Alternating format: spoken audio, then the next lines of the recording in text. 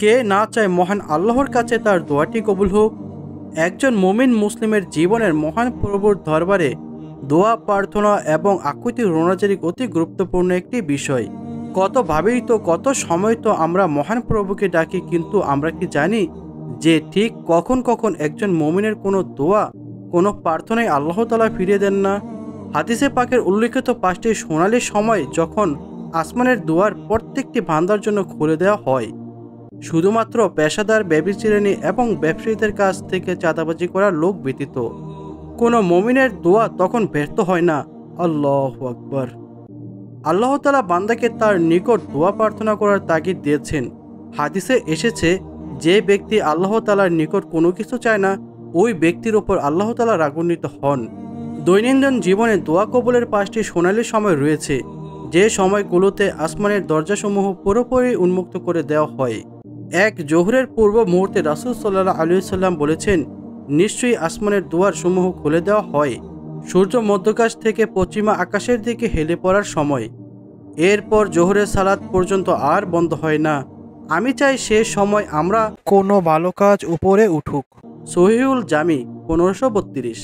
2 আজানের সময় রাসূল সাল্লাল্লাহু আলাইহি ওয়াসাল্লাম বলেছেন, যখন আজান দেওয়া হয় তখন আসমানের দুয়ারসমূহ খুলে দেওয়া হয় এবং দোয়া কবুল করা হয়। সহিহুত তাকরিব 260। নামাজের জন্য অপেক্ষা করার সময় রাসূল সাল্লাল্লাহু আলাইহি ওয়াসাল্লাম বলেছেন, তোমরা এই মর্মে সুসংবাদ গ্রহণ করো যে তোমাদের রব তোমাদের দরজাসমূহ খুলে দিয়েছেন এবং তোমাদের নিয়ে ফেরেশতাদের সঙ্গে গর্ব করে বলেছেন, আমার বান্দাগণ আমার নির্দেশিত ফরজ আদায়ের পর পরবর্তী ওয়াক্ত এর ফরজ নামাজের জন্য অপেক্ষা করছে। সুবহানাল্লাহ। ইবনে মাজাহেতে হাদিসটি বর্ণনা হয়েছে। আর রাতের শেষ অংশের কথা কি বলবো। রাতের শেষ সময় রাসূল সাল্লাল্লাহু আলাইহি ওয়াসাল্লাম বলেছেন, রাতের শেষাত শুরু হলে একজন ঘোষক ঘোষণা দিতে থাকেন, কোনো আবেদন পেশকারী কি আছে, তার আবেদন গ্রহণ করা হবে। কোনো চাওয়া পাওয়ার কিছু আছে কি, তার চাওয়া পাওয়া কবুল করা হবে। আছে কোনো বিপদগ্রস্ত ব্যক্তি, তাকে বিপদ থেকে মুক্ত করা হবে।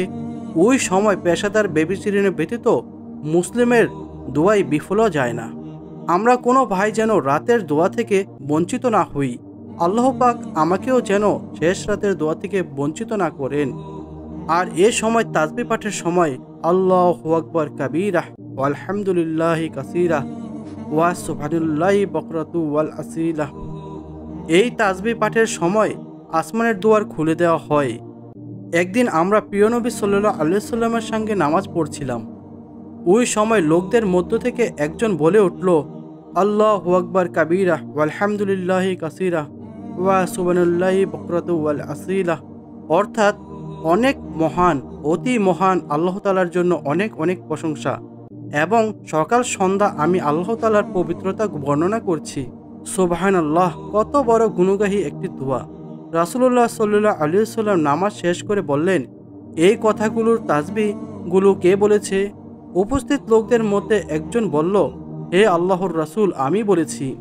প্রিয় নবী বললেন, এই দোয়ায় আমি খুব আশ্চর্যান্বিত হয়েছি। এ বাক্যগুলোর জন্য আসমানের দরজা খুলে দেওয়া হয়েছে। হযরত ইবনে ওমর রাদিয়াল্লাহু তাআলা বলেন, রাসূল সাল্লাল্লাহু আলাইহি ওয়াসাল্লামের কাছে এ কথা শোনার পর থেকে আমি তাসবিহ এর পাঠ কখনো পরিহার করিনি। সুবহানাল্লাহ। আল্লাহ তাআলা মুমিন উম্মাহকে দোয়া কবুলের জন্য আসমানের দরজা খুলে দেওয়ার গুরুত্বপূর্ণ 5টি সোনালী সময়ে হাদিসের নির্দেশিত পন্থায় দুনিয়া ও পরকালের কল্যাণে দোয়া কবুল করার তৌফিক দান করুক। আমিন।